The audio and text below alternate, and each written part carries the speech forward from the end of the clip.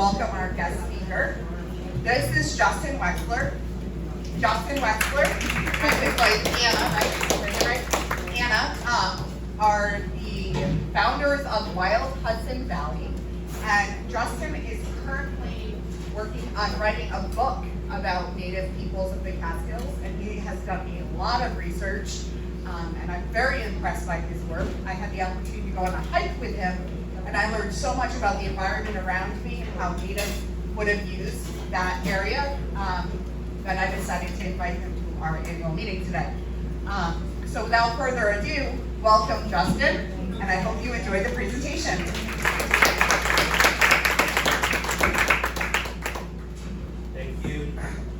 Thank you all for having me. Can you all hear me okay? I'm not great with microphones, so I'm not used to using them.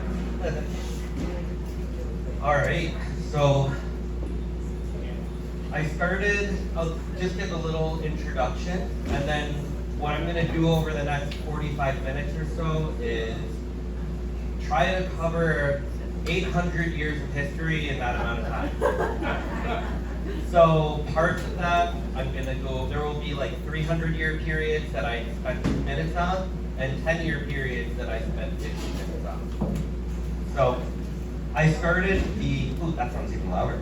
I started the research for this when I was still in high school, so 2002, 2003.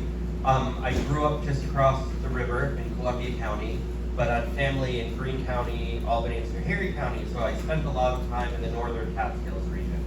And I wondered what happened to the local Indians, what happened to local Native people, why weren't they here anymore? And my big question was, how did they manage the landscape back in the day? Like, what trees did they use to make shingles for their houses?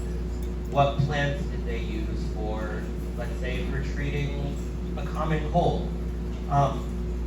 So it led me on the path that I've been on now for 20-something years, which is actually, I start from the earliest written records left to us all the way back to the New Netherland colony when that was here 350 years ago, and follow the families of Native peoples that lived in this part of New York State and Northeast through today. And part of that work is a lot of archival digging, going to places like the New York State Archives, New York State Library, American Philosophical Society, various other places throughout the United States, actually, Canada, museum collections in Europe. But part of it is also working with the descendant communities of Native people whose ancestors once lived here, which are mostly found, and this will all make a lot of sense in 45 minutes, mostly found in Ontario, Canada today, as well as in Wisconsin, of all places. And started connecting with people on the reserves in Canada and in Wisconsin about 2013, so 13 years ago now. And people actually, their last names are often the same last names as people out this way. You know, they're names that went with their families westward when they left the Catskills region 250 years ago. And that's been a lot of fun learning directly. So I'll get to share some fun things with you all. Now, I'll leave plenty of time at the end for questions and answers. If what I'm saying is really confusing and you need clarification, though, feel free to let me know. All right, so there are a number of maps in this. Some of them I made, some are 18th century, 17th century maps. I think they're going to be really difficult to see, especially the 18th century surveyor's maps. And by the way, specifically for you guys, I threw a few slides. I've done this presentation at other places in the area, but a few slides that are very specific to the Manor Hill Valley and Conesville area, and did what digging I could on that. But if you can't see the maps, again, I know Kim mentioned it, I'd be happy to send copies of them. All right, I'm gonna be up here now. So I know this is probably difficult to see, but this is the Long Island Sound, Atlantic Ocean. New York City is here, and this is the Hudson River. Mohawk River is here going this way. And I put a star where Conesville is, in every map that shows Bonesville. So you have an idea, puts it in perspective. So the area that's kind of shaded blue here, all the way down to southern New Jersey, all the way up to Lake George, that whole area was inhabited by different bands of native people who spoke dialects of very closely related languages, which some of you may have heard of those peoples and languages. Sometimes they're called Delaware. The groups in the north called themselves, and still do, call themselves the Mohican people. James Fenimore Cooper is famous last of the Mohicans, but who still have a tribal government that is still doing everyday affairs, but now out in Wisconsin. And the languages spoken over this, I'm bad with my microphone. The languages spoken over this area stretching from basically Philadelphia all the way up to Lake George are all very closely related. And these are the languages that give us place names like Kutsaki and Shandaken, and all the native place names, most of the native place names found in the Catskill Mountains region and in the Hudson and Delaware Valley. And to the west, on the other side of the mountains, in the western Mohawk Valley, going up towards Oneida Lake, Finger Lakes, you get to the country of formerly the Five Nations, who call themselves Haudenosaunee, or people of the Longhouse, which you might be more familiar with as the Iroquois or Iroquois people. And their story is very closely intertwined with that of the Mohican-speaking people in the upper Hudson Valley nearby, and related Lenape groups living in the upper Delaware Valley in the other side of the Catskill Mountains. So this map is a very basic map showing groups of people by dialects 400 years ago, around the time when the first settlers really started coming up the Hudson River and exploring westward into the Mohawk Valley in pursuit of the fur trade. I'm just going to say one other thing. There's one huge difference between the people living in the Hudson and Delaware River, so the Mohican people and other Lenape groups, and the Iroquois or Haudenosaunee people to their west. They speak languages from two very different language families. If you went to school in New York State, to a public school, you might have learned that New York State was inhabited by Iroquois and Algonquin people. There's no such thing as there is an Algonquin tribal nation in Canada. They have nothing to do with down here. Only thing they have in common is that the Mohican language is within the Algonquian language family. And I promise I'm not going to be too technical in this talk, but it's just the language family. Just like English and German and Spanish and Greek are related, they descend from a common language. That is also true of Mohican, but also of Ojibwe, or the language spoken by the Blackfoot people in Montana. All these different languages that are very different. It's just a language family. So they speak two different languages from two different language families, and they did not like each other, and they still make fun of each other.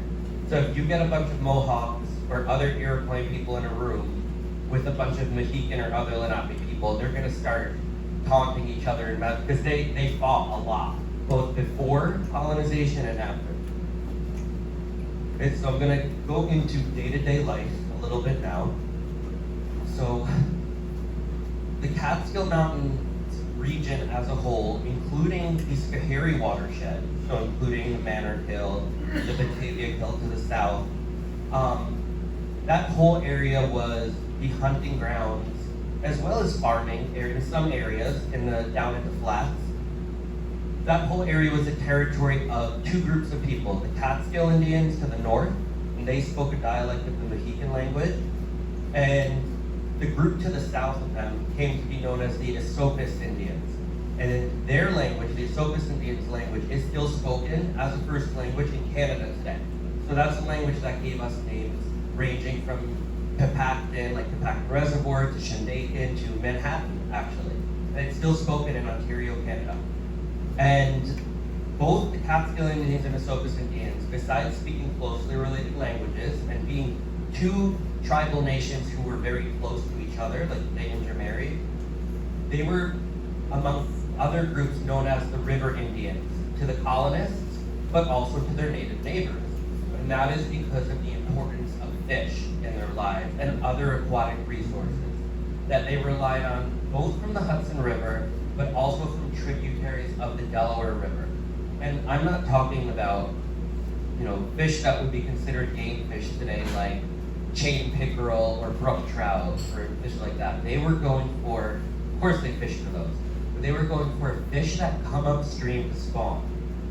At the time back then, huge numbers of, 30 years ago still, of American shad, river herring, and striped bass came up the Hudson River and the Delaware River and its tributaries, sometimes deep into the Catskills actually.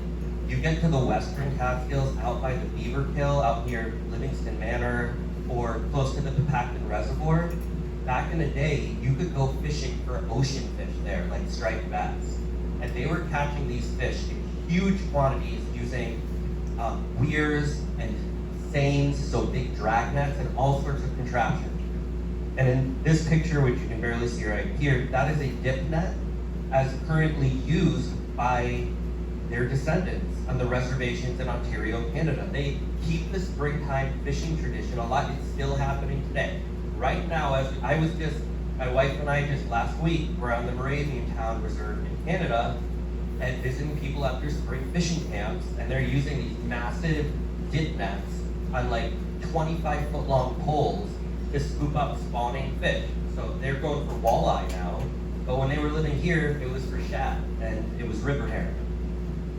So the fact that they are really a river people is kind of a clue as to their relationship with the Catskill Mountains, in that most of the interior mountains were not inhabited permanently.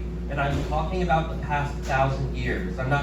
You go back 8,000 years ago, we don't know who the people were that were living here. They were more nomadic, they were not growing crops, they were not as dependent on fish. I'm not an archaeologist, I don't go that far back in time. I would if I had a time machine. But, maybe. But, the people I'm talking about had little reason to spend large amounts of time in the interior mountains.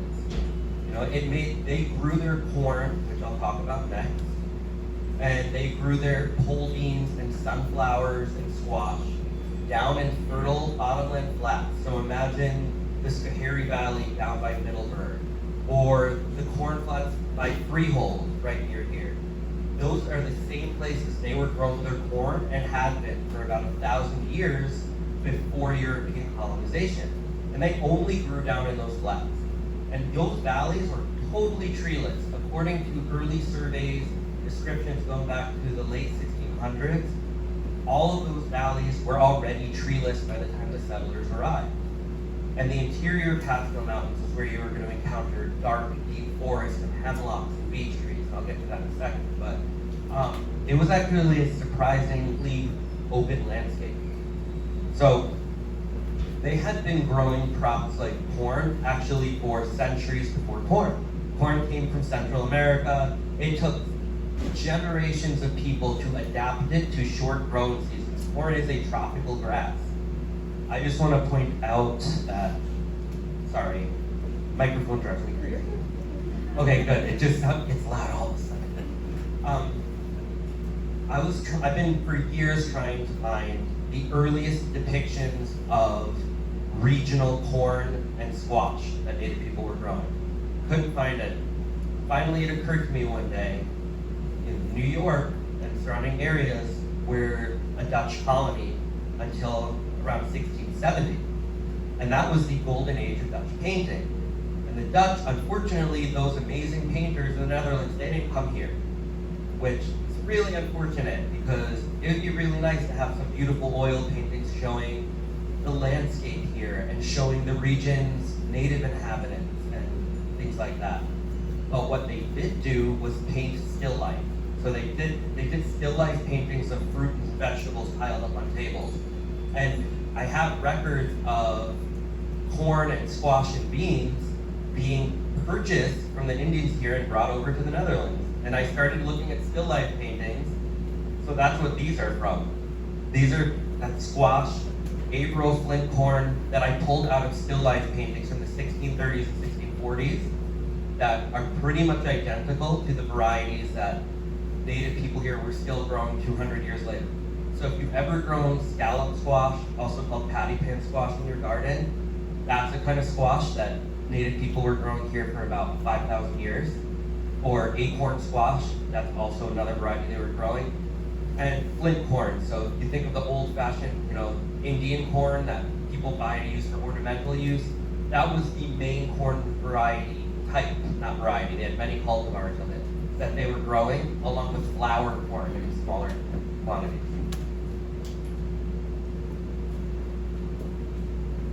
So, I think it's pretty well known that Eastern Woodlands peoples, like the Mohawks, like the Mohican people who lived here in the valley of Catskill Creek, were also hunting people. They still are. They're not as dependent on it as they were back in the day, but hunting is still really important to them in their communities today. And back in the day when they were still the masters of the landscape here, they were managing the landscape on a massive scale for hunting. And 250 years ago, we didn't just have white-tailed deer here, we also had elk. So we had eastern elk that were living deep into the Catskill Mountains, as well as on the Hudson River. Archaeologically, elk bones get found on islands in the Hudson River, as well as deep in the mountains. And they were using fire to improve their hunting grounds. They didn't do this everywhere. They set these fires in the fall and occasionally in the spring, but only in select areas. And these were massive burns. They might have, according to early observations, 5 or 6 communities might join in conducting one of these burns. They'd have 100 hunters out. They would uproot all the vegetation to create a fire break for an area that might be 5 miles wide. And then, relying on the wind and topography and the weather, they would use the fire to drive deer and elk and other game animals either to a central location, like to a circle, or to the banks of a river or lake where they would harvest 50 or 60 deer at once. So this was highly efficient hunting that also didn't happen in the same place every year. They had specific areas where no one went hunting for 1 year or 2 years to allow those game populations to come back. But because of the use of these fires, and these are original early engravings showing native people, in this case, in this part of New York State, in that case in New England, using fire to drive deer. Those are from the 1630s, 1640s. Because of generations of using these fires in select areas, they completely changed what kind of trees and plants were found. Has anyone here ever read anything by or attended a talk by Dr. Michael Kudish? Also, a few people. The forest historian of the Catskills. His work, which is mostly, relying on the huge number of samples he's taken from bogs in the Catskill Mountains to see what vegetation, how it's changed over the past 14,000 years. His work with that and with 19th century records and the maps he has created showing where certain species grow overlaps perfectly with my work relying on early records of native people like land deeds, eyewitness accounts, and archaeological evidence. And it's very cool because when you're within 5 miles of where an Indian village was in this region, by the trees that are growing, you're seeing wild white oak trees and shagbark hickories, and you're seeing some blueberry bushes or huckleberries in the understory. You were within 5 miles of where they were growing corn and living. If you start seeing hackberry trees or black walnuts, you are within 100 yards of where they were living. And it's amazing, it's very accurate. So there were also places they did not spend a lot of time. So this map, the yellow, if you can see it, all those little yellow spots, those are the areas where they were growing their crops. So those are silt or sand loam floodplain soils. Basically the best agricultural land to this day. And there was likely a huge buffer zone from the lower Schoharie Valley and west of the Schoharie Valley between the Mohawks up in the central and western Mohawk Valley and the Catskill Indians, the Mohegans, and the Esopus Indians down here, because they fought against each other on and off for, according to their oral histories, for around 3 centuries before colonization.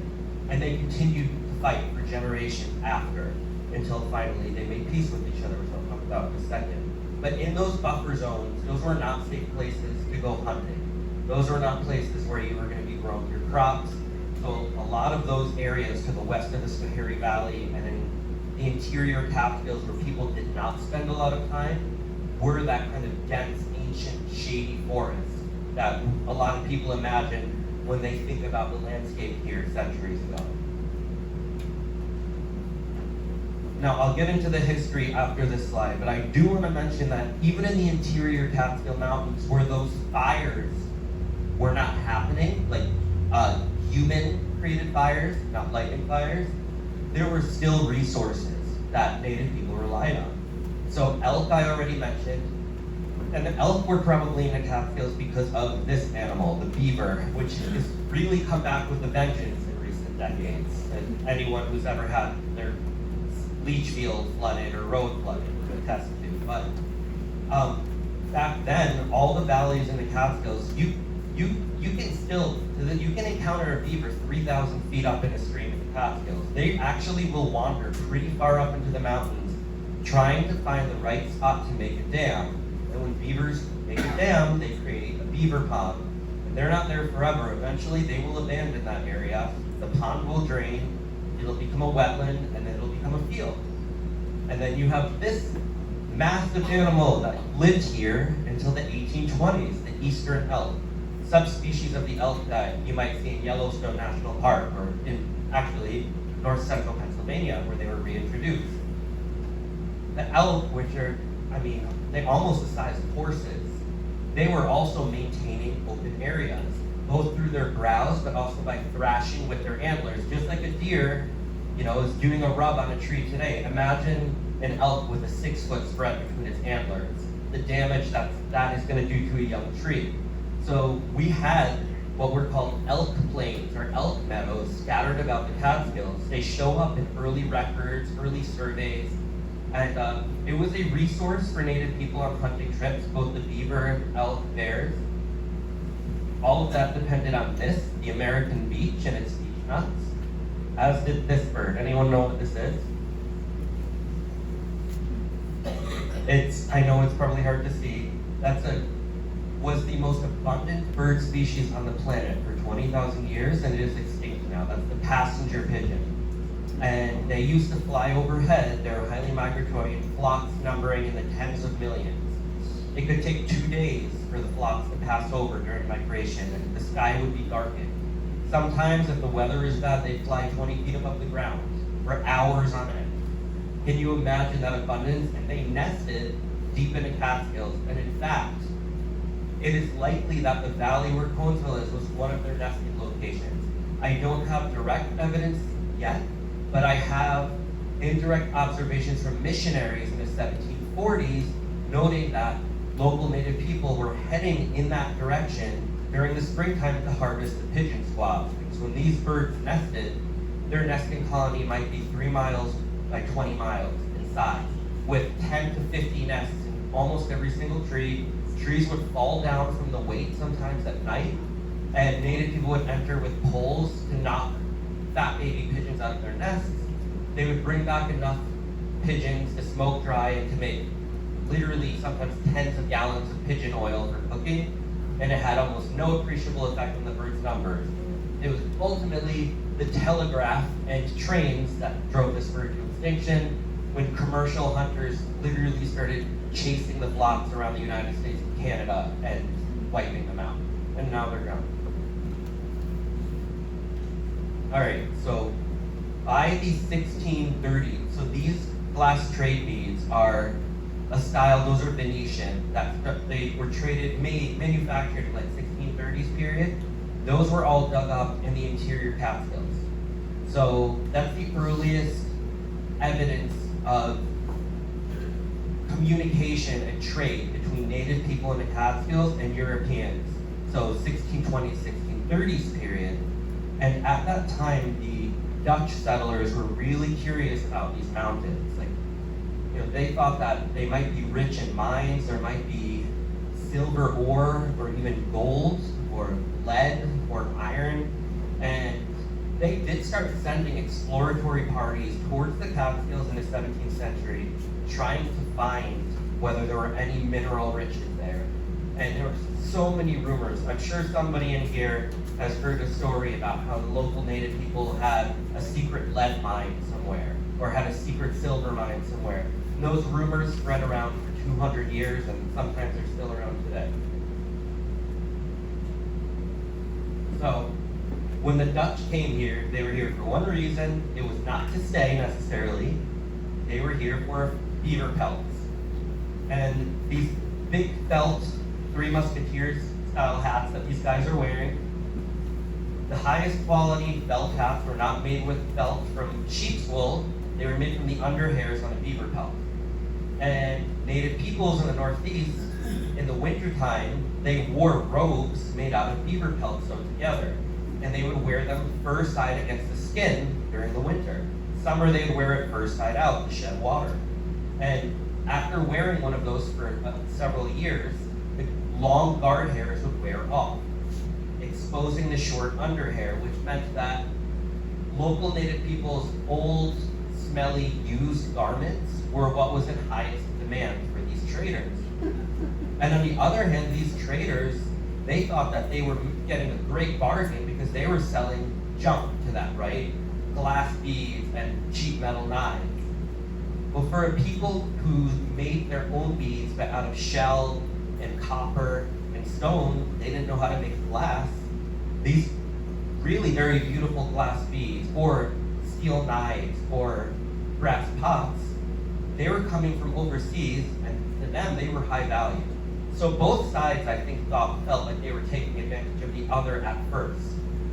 But over time, the fur trade, things changed. The Dutch began to realize that they were going to lose control from the English colonies over in New England and down in Virginia, because they weren't getting any people here. They were just here to make money from the fur trade. And I'm really generalizing and simplifying everything. So eventually, they realized they would have to bring colonists in, or they were going to lose to the British or French. As soon as they started bringing in more colonists, that's when conflict arose with their native neighbors. In fact, this is one of the only drawings from before 1650 of native peoples in the region. Somehow nobody found it for years. It was published in 1655, but drawn about 15 years early. I have no idea what's happening in this picture. Never been able to figure it out. So, conflict started because of settlement, conflict over land. Now the Dutch West India Company, they had pretty much total control over the New Netherlands colony, which included the Hudson and Delaware River, and actually part of the Connecticut River for a while. And they did not want to get into war with native peoples because there's a chance that they would be defeated, and wars are expensive, and they were a profit. They were a company. They were here to make money. And so they did have a strict protocol to legally purchase land from the native owners. They did not just take land. But when these wars broke out because of cultural misunderstandings, then they started taking land by right of conquest. And it only happened a few times ever. But all of this upheaval also triggered wars between different tribal nations across eastern North America. And just to go over this very quickly, this wampum belt, now for native peoples in the Northeast, weaving together shell beads, just holding onto shell beads from the ocean, they say ensures truth and sincerity in what you're saying. So weaving shell beads, or wampum, into belts that have symbolic meaning represents, they can commemorate a treaty that's being held. They have whole stories that are woven into them. This belt still is in the archives of Ulster County. This represents peace between the Esopus Indians in the central and southern Catskills and the Dutch in Ulster County, with whom they had been at war for almost 10 years. And it's still there. The three parallel black or purple stripes side by side represents like a lasting peace and people's paths moving parallel to each other, living their own lives as distinct sovereign nations without disturbing each other. So that peace was made in the 1670s, and the Catskill Indians, whose land we are in right here, they brokered that peace. Because the Catskill Indians were not involved in the First and Second Esopus War, they brokered it. At that same time, the Catskill Indians and Esopus Indians were at war with the Five Nations, with the Mohawks, Oneidas, Onondagas, Cayugas, and Senecas. And both sides were devastating the other side. And eventually, the Five Nations started to gain the upper hand. They made peace in 1669. This wampum belt represents that peace. It's actually a war belt. It has a tomahawk. They symbolically buried the hatchet. That is a real Northeastern Native metaphor. And that was passed down in the Mohawks until the 1930s in one community. And that goes back to 1669. So both of these wampum belts are from the same 10-year period, representing this time when they ended these wars. And the wars would be over for the next century.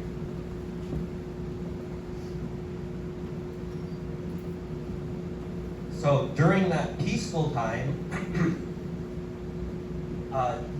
devastating epidemics started to spread among Native communities in and around the Catskills. So these were viral diseases that originated from livestock millennia ago that American Indians had little to no resistance to because they were separated from the rest of humanity for 25,000 years. So people living in much of Africa, Europe, and Asia had developed some immunity to diseases like influenza and measles and smallpox. For Native peoples in the Americas, these diseases, these viral diseases, were absolutely devastating. And during this same period, their communities were getting struck so hard sometimes that by the 1690s, there was at least 90% population reduction among the Native communities of what is now New York State. In the meantime, the population of settlers was slowly and steadily increasing. By 1700, the Native nations in what is now New York and surrounding areas were a tiny minority on the landscape, but they were still treated as sovereign nations by the British colonial government, by the French government. The Dutch were now out of the picture, outside of the majority of settlers around here spoke Dutch, but the government was under the Crown of Great Britain, under England. So if you imagine that you belong to a community whose population is dropped by 90%, and you legally hold title to 150,000 acres of land, it becomes, I think, easier to part with 1,000 acres here and there in order to support your family, especially with all of the disruptions that were happening. That is exactly what happened. For a 130-year period, they began selling their land in little bits and pieces. At first, the land that they sold was exclusively cleared, fertile bottomlands. So areas like where Freehold is, or down closer to South Carroll and Leeds, or areas just west of Kingston and the Valley of the Rondout. That's where the Native peoples were selling land first. It wasn't until much later that they started to sell land farther up and deeper to the mountains. I'm still trying to figure out when the 6,000 acres of land on the Mantorkill or Combsville is, I cannot find the deed with the sellers. I know it happened in the 1730s, and I still have not been able to figure out who exactly sold that land. I will point out that no matter whether the sellers were Mohawk people or Catskill Indians or Esopus people, they signed with distinct signatures. Now sometimes by this time in history, except early 1700s, they were literate or partially literate, and they might sign their names. But usually in land deeds, they would sign with either a symbol that denoted their community or their lineage, their clan. The Catskill Indians overwhelmingly between 1648 and 1772, when their last signature, arguably 1790, signed with this bird, which is a wild turkey. which tells us that their dominant clan or lineage was the Turkey clan. So for Northeastern Native people, you belong to your mother's family. That's like their last name. So if your mother is Turkey clan, you belong to the Turkey clan family. That is true in their communities to this day. They still have the Turkey clan, by the way. And it was absolutely dominant in the upper Schoharia Valley, the Cape area, Wyndham, Hunter, Grassville, up to Middleburg, as well as in the Catskill Valley right near here. Stretching from Preston Hollow down to the Hudson River. Coxsackie, Athens, they all signed with Turkey clan most of the time. So during this period, when they were selling their land, they also were kind of trying to get away because as the land became populated by more and more settlers, the game animals started to reduce in population. So less access to traditional, by as early as the 1650s, by the way, Native peoples in this region were already growing apple trees, peach trees, cherries, because they had been planting and growing their own fruit trees like American plums. We have archaeological and some written evidence of that going back centuries. So they very quickly adapted European fruit trees. And in fact, all the early settlers, whenever they entered a place, even after the American Revolution, when they moved somewhere where there were no white people yet, they almost always noted, every local history, they always noted the old apple orchards and apple trees they were seeing that the native inhabitants had planted. But they also began to keep livestock. So they began to live a hybrid lifestyle. And the Catskill Indians, the Esopus Indians, the Mohawks nearby, some of whom had moved up into the Schoharie Valley, they were living side by side with the settlers, probably with some of your ancestors, and they were friends as often as not. We have lots of records. Children played together. If the native, when we were going out blueberry picking or blackberry picking, they would invite the wives of farmers to go with them. But these were very close relationships. They sponsored each other's baptisms. You go through the baptismal registry from the Dutch Church in Schoharie, it's full of sponsorship of baptisms and marriages between Catskill Indians, Schoharie Mohawks, and the local Dutch and German community. So they were close. But as they lost access to land, they began to retreat deeper into the Catskill Mountains. And now we're getting towards the period, the 40 years before the American Revolution broke out 250 years ago. And that's the period of time when you start to find evidence of these native peoples moving deeper into the mountains. So places that had otherwise previously been isolated, like the upper reaches of the Beaver Hill, or of Schoharie Creek, or even the Manor Hill and Bear Hill. These are places where they were starting to grow corn where they likely had not grown corn before. By the way, I just want to note these beautiful quilt moccasins, this belt or burning strap, and this Catlinite pipe were all collected by a missionary from those kind of refugee communities on the edge of the Catskills during this time period. And they're in a museum now. Oh, kind of what's happening.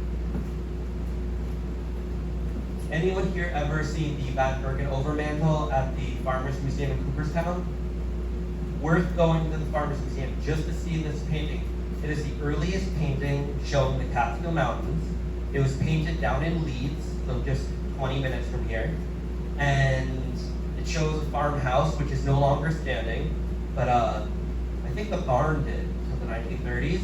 Anyway, in the bottom of the picture, there is a local, probably Catskill Indian couple and their dog walking. And I know it's bad resolution and you can barely see it, but if you could go to Cooperstown and see the painting right up close, and it is the coolest painting. They show everybody from all walks of life. You see the Van Bergen family, dressed in nice clothes outside their house. You see their slaves out feeding chickens and milking cows. You see probably a relative getting thrown off his horse. I'm sure he had a reputation for being a bad horseback rider, and they asked the artist to paint that in. Because why else would they put it? It must have been a family joke. Only painting known of Native people in the Catskills ever. And there's actually, and I know you probably can barely see it, really rich detail on this showing the style of their moccasins. The woman has a burden strap with a bundle on her back. The guy is carrying a flintlock, or probably a fowling piece. There's no way to tell whether it was rifle. All right, so eventually those land sales became quitclaims, and that is what happened more out in this direction. Now, I know the 6,000 acres in the Valley of the Manor-Kill, that was sold in the 1730s. I'm still trying to trace the original deed and documents, but most of the northern Catskills, the last 55,000 acres that belonged to the Catskill Indians was sold in a quitclaim in 1766. So these are their signatures from that quitclaim. By that point, the Catskill Indians had been reduced to a population of about 100 people. They were very much intermarried with the Schoharie Indians, who were living at this time just south of Middleburg. And actually, both sides, it seems like men would leave one community and marry into the other community, so they began to become bilingual in Mohawk and Mohican, and they all spoke Dutch. And some of them spoke some English as well. So they all spoke multiple languages. And they sold that last 55,000 acres for the equivalent of like $300,000 today, which is not very much, 55,000 acres. And they knew that that land was worth a lot more than that, but they really didn't care. They just wanted to get out. And in fact, 2 years later, they met with the British Indian Superintendent, Sir William Johnson, up in Johnstown, to ask him where they should live, because they could no longer sustain themselves in their land here. So here are some early maps. Again, I use a star to show where Conesville is. So this map is actually upside down. It's from 1774 from the New York State Archives. So this is Freehold on Catskill Creek. This is Basic Creek, so coming down from Westerlo. So this is north, this is south. And right here you see the road to Batavia. Batavia was Prattsville. It was settled by the early 1750s, as far as I can tell, by Dutch people. And down here, it says Dease's Road. And if you've ever heard of the Dease family that settled in Conesville and have their manor there, they cut that road. And I don't have records for how they did it, but maps as early as 1767 showed the road to Dease's Manor going over the mountains, and trying to remember which road today mostly follows it. Either Durham, I think it's Durham Road, maybe someone here knows. But it was not an Indian trail as far as I can tell, because many of these maps show Indian trails crossing the mountains, but he made a more direct road that went straight from Catskill to their estate, I guess, over near where Conesville is today.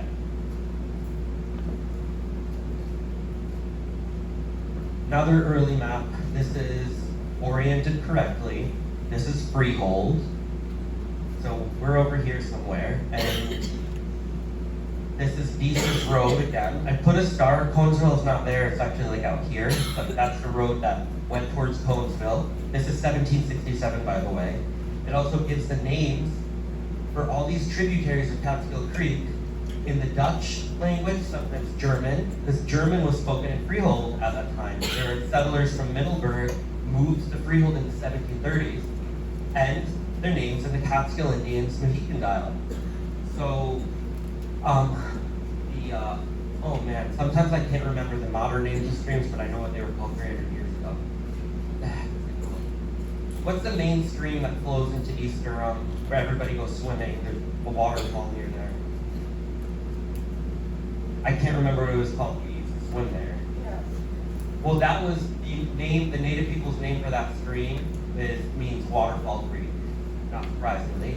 And the Bowery Creek that flows from Acra and enters Catskill Creek, just east of here, they call that Machkaksipus, which means Red Creek.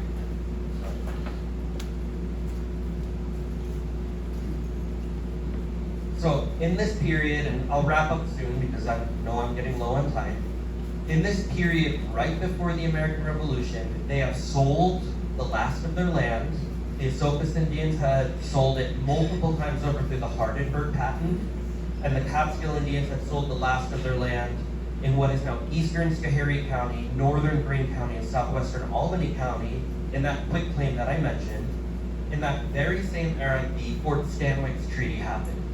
Basically, in order to avoid more war and conflict between the British colonies and the various Indian nations in eastern North America, a line was fixed on that went up the Appalachian Mountains. I skipped, this is only a part of the map. Followed the Appalachian Mountain chain, then the Susquehanna River. No, this is out by Windsor, New York. Then up to Unadilla and straight north to the western Mohawk Valley. That line in the Fort Stanwix Treaty, 1768, stipulated colonists stay on the east, Indian nations on the west.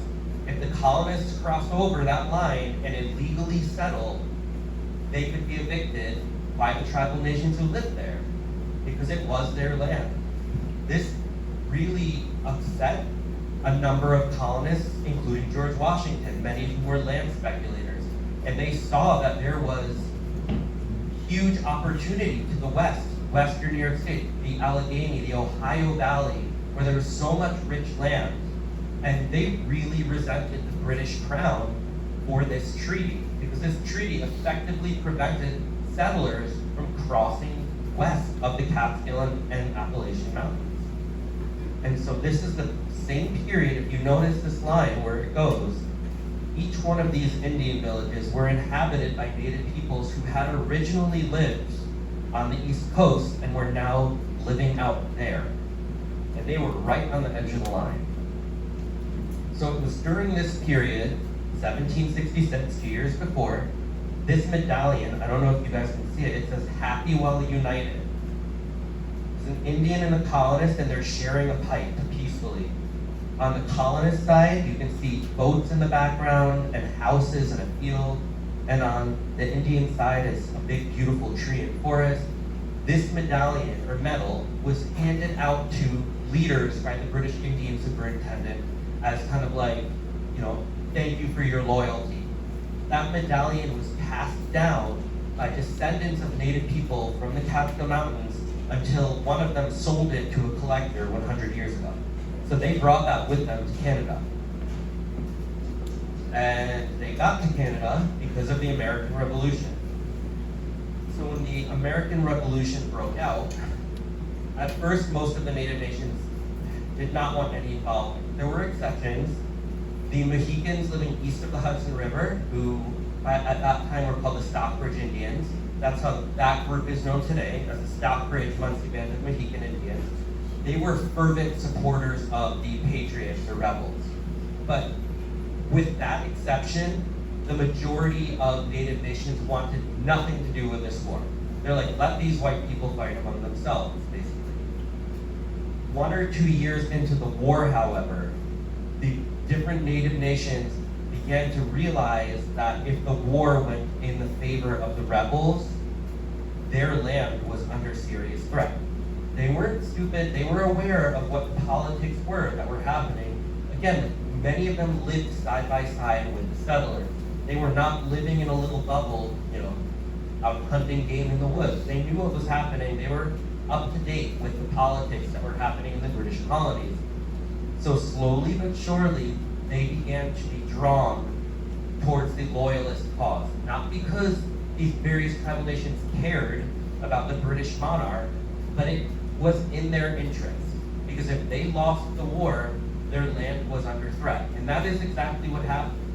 So before the war had even really gotten underway, committees of safety that had sprung up in Albany and Ulster County. Greene County did not exist, by the way, at that time. Greene County was part of Albany County.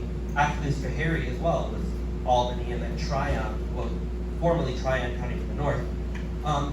These committees of safety were created that basically became roving gangs. I don't hold a very high opinion of them because I go through records from both sides early on in the American Revolution, and they were kind of gangs of miscreants and radicals, and they were going to people's farms and forcing them to sign oaths of loyalty to a government, the American government, that didn't quite exist yet.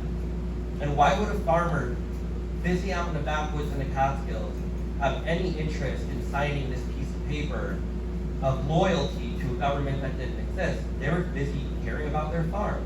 If they refused to sign, they would get disarmed. Their livestock might get taken from them. When there are reports of farm women getting like harassed badly, just put it that way. The Indians saw this happening and they became enraged, and they very quickly lost any interest. And we know this because they wrote letters, actually. The Esopus Indians, the Schoharie Indians, their neighbors, they literally wrote letters to the authorities in places like Kingston and Albany saying, stop sending your roving gangs out in the woods and abusing these farmers. They were defending their settler neighbors. And when the abuse just kept going on, they fought on the British side. They engaged at the Battle of Oriskany, bloodiest war of the American Revolution up in the Mohawk Valley, and early on during the war. And as retribution, the Continental Army in 4 different campaigns burned their villages. First, there was the Butler campaign that destroyed their villages out by Upper Susquehanna in the western Catskills on the east branch of the Delaware River, so out by Margaretville. Then there was the Clinton-Sullivan campaign and the Broadhead campaign. And dozens and dozens of native towns and thousands of acres of crops were burned. So they became refugees. The British kept them alive at Fort Niagara, out by Niagara Falls. Amazing historic site. If you haven't been there, it's worth a visit, even though it's far away. And when the American Revolution ended, before I jump on that, I just want to note, the British Indian Department kept very detailed records of the thousands of refugees they were supporting during the American Revolution. Not just native people, thousands of settlers, many of whom are the ancestors of Anglo-Canadians today. And on these detailed census records, you get here 65 Mohicans of Esopus. That specifically is a group of Catskill and Esopus Indians still living in the Catskills. And there were at this point still around 50 Schoharie Indians also living as refugees outside Fort Niagara. When the war ended in around 1783, a rumor spread that the Continental Army was now going to go to Fort Niagara and wipe out all the Indian nations, all these thousands of refugees. And immediately, pretty much the entire group of native people who had been living in the Catskill Mountains 5 years before, they crossed the Niagara River right here, and they moved to the Grand River, a tributary of Lake Erie, and they resettled there, 1783 and 1784. And they're still there to this day. Yes? What's that movie thing in the middle of it? That's a great question. This is a war club. So, traditional northeastern woodlands weapon that warriors carry. Each tribe had their own style. That war club is from the Esopus Wars in around 1660 in Ulster County. It is in a collection in the Netherlands today. I found it like 4 years ago because I started searching digital collections of museums in Europe, and that just blew my mind because nobody seemed to know that one of the earliest war clubs in any collection, and it's from native peoples of the Catskills region. So even though this is American Revolution right now, and this club is from 100 years before, I just threw it in because it's a symbol of war for native people. So once they moved to Ontario, that didn't stop them from coming back on visits. For the first 10 years after the American Revolution, it was very dangerous for native people to come back to visit where they had been living here before, because the war was really bad on the frontier. You know, almost every farm was burned on the edge of the Catskills. The Schoharie Valley was basically in ashes to the north. I mean, all the way to the Hudson River and Coxsackie, farms had been burned, people had been killed. It was not a safe time for native people to be walking through the woods because people had PTSD. They just lived through a horrendous war and they might get shot. And it happened. There were quite a few murders of native people returning back on visits. But within 20 years, it became safer. Things cooled down and they began to visit. This painting is from 1807 and it's probably of an Oneida family hunting, but the style is identical to what you would have seen if they had been Schoharie Indians or Catskill or Esopus Indians coming back and visiting, which is what they did in this period. We have records for Native families coming up to the area of Ashland and Windom and other places nearby in this period, 1790s, early 1800s, and living for a year, selling baskets, fishing, hunting, selling medicinal plants. So they were still actively in the area. Those visits would persist until about 1850. At that point, they kind of petered off. I do want to point out, 1793, out in Ohio, what is now the state of Ohio, there was a huge treaty between the Western Indian Confederacy. So this was during the big Indian Wars out in Kentucky and Ohio and Indiana. And each tribal nation had their signatories. But look at, for the Mohicans, they signed with Turkey. Now, the Mohicans to the east of the river in Stockbridge were mostly Bear Clan, Wolf, and Turtle Clan. They signed with the Turkey out here in Ohio. Those are representatives from Grand River in Ontario. And you're seeing the turkey again. The last time that turkey shows up is 40 years earlier on land deeds in Greene County, in Schoharie and Albany County. So I just thought that was too cool, that that tradition was still going.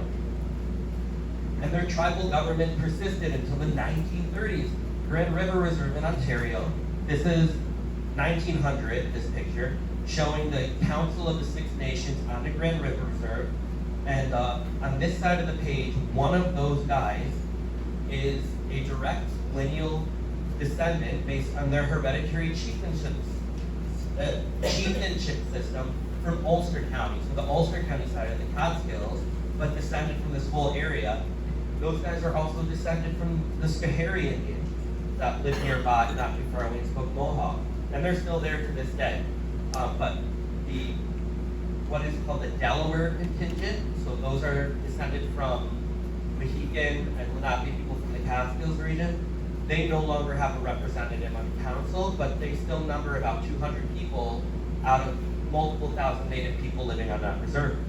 And I just think that's too cool because you don't read in local history books about how these families, where they are today, they still exist. You know, they were still visiting here until almost the Civil War, but there's just not much on them. So, all right, well, I'll wrap up. I sped through a lot, and I know that was maybe a lot of information, but I think there's time for questions and answers. So thank you all for patiently listening.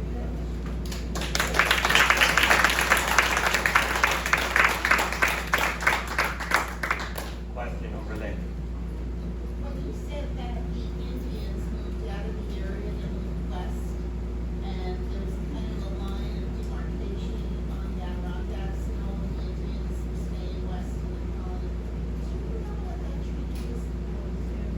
Yeah, that was the Treaty of Fort Stanwix. Fort Stanwix. It's actually a historic site there now.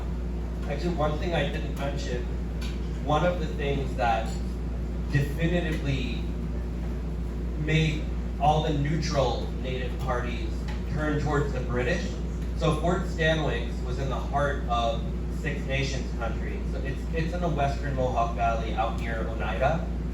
And the fort had been abandoned after the French and Indian War intentionally because the Six Nations did not want a British fort so close to their capital at Onondaga. When the American Revolution was breaking out, famous General Schuyler had the idea that they should, maybe if they rebuild Fort Stanwix, which it got renamed to Fort Schuyler, the Indians would want to join their side. It had the exact opposite effect. They saw it as a threat. So Schuyler made a lot of very poor decisions when it came with dealing with the Native nations who would have otherwise maybe have been allies during the war. Yeah, that's the Treaty of Fort Stanwix. How do you spell that? Esopus, E-S-O-P-U-S. Like the Esopus Creek. The Ashokan Reservoir is part of Esopus Creek today. Yes. Look, I'll come a little. Uh-huh.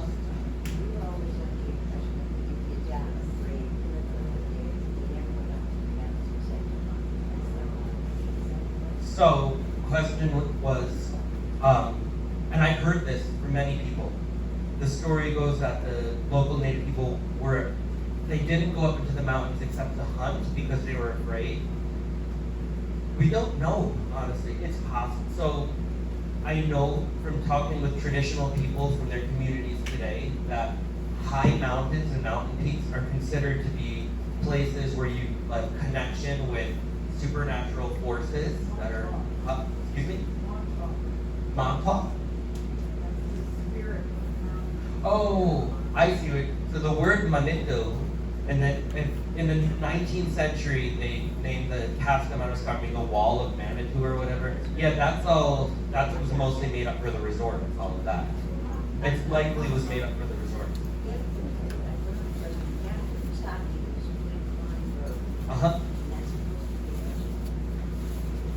Yeah, so question was about Flint Mine Hill, where Flint Mine Road is in Kentucky.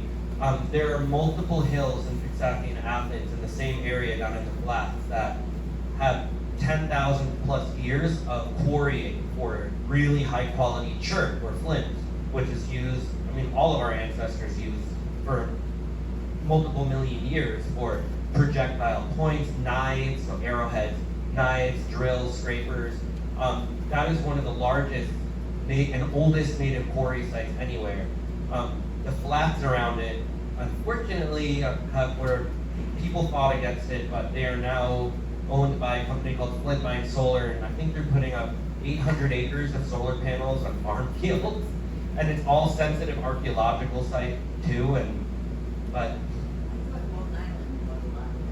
Long Island, yeah, I don't know, yeah, a lot, but yeah, Kentucky's famous for the flint. Yes.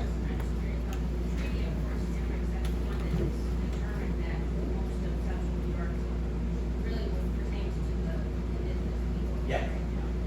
Yep, and it was kind of an unfair treaty line. So the way the Fort St. Louis, it was, the Six Nations played the greater role in that, and they were really acting in their own best interest and not particularly caring about the surrounding tribal nations. And for example, the Fort Stanwix Treaty went down the Ohio River and basically said, hey, Kentucky is for the colonists. Well, they didn't live anywhere near Kentucky, but the Cherokees and Shawnees and Miamis and Delawares, they relied on Kentucky for their hunting. They lived there, so that really caused a lot of issues. Yes? I had a question about that club. You know what kind of wood that was? So ball-headed war clubs like that are typically made out of a root ball at the end. They like to use sugar maple, hawthorn beam or ironwood, and sometimes they'll use black walnut or white walnut, butternut for that. Very hard woods that take, to get a nice polish. So they use fire to carve those.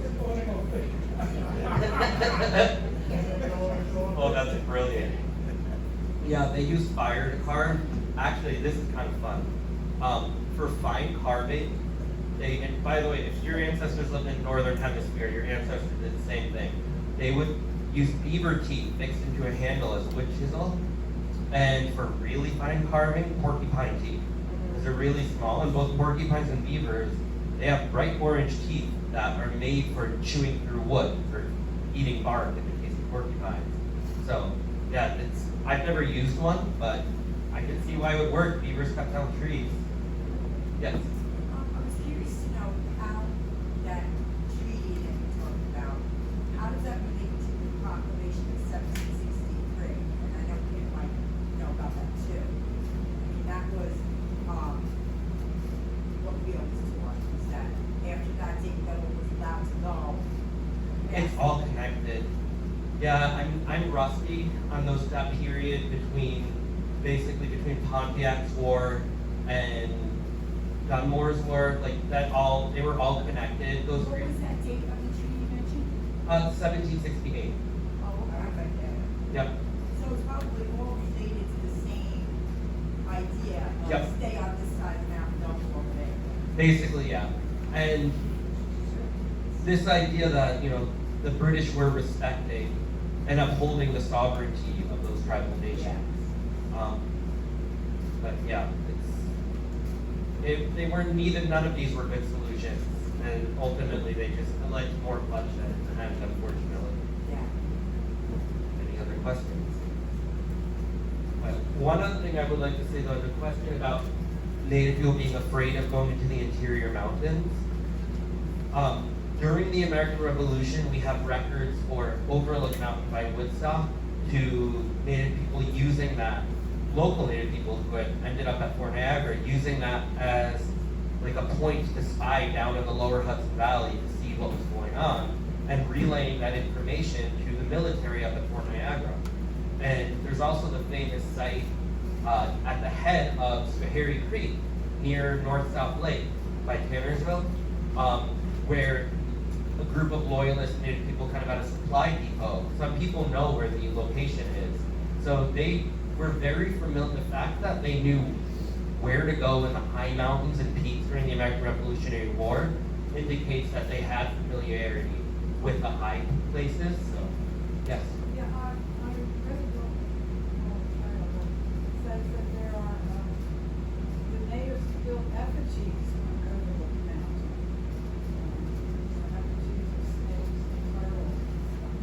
It's possible. They did have a history of making monument piles of rocks.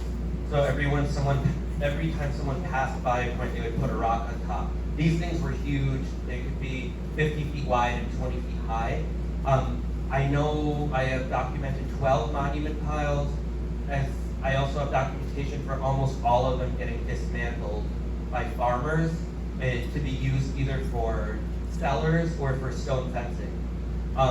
The Overlook Mountain stone effigies, like, unfortunately, you can trace a lot of that back to literature put out by resorts there in the early 20th century, and it kind of kick-started, that was the era, late Victorian era, that was the era of the Ouija board, and people were really into spirituality, the wealthy, and I think a lot of that can be traced to that.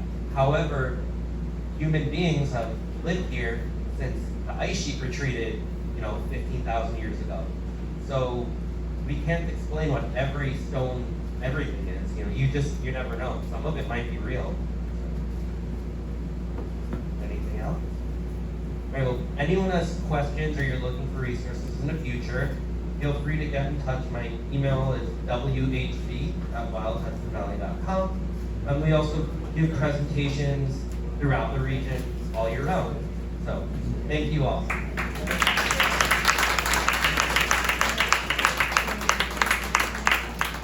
Thank you, Justin. That was